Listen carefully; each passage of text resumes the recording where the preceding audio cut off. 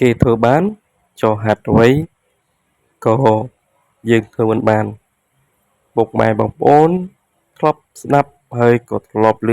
ពាក្យនឹងដែលគេតែងតែនិយាយទេហេតុអ្វីបានជាមនុស្សមួយចំនួនគាត់ចូលចិត្តយកការប្រៀបធៀបបែបហ្នឹងបងប្អូនយល់អត់ការប្រៀបធៀបបែបហ្នឹងវាអត់សមស្របទេគាត់តែងតែនិយាយថាគេធ្វើបានចុះមិនក៏ហែងធ្វើមិនបានការគិតមនុស្សផ្សេងគ្នាការស្រឡាញ់ក៏ផ្សេងគ្នា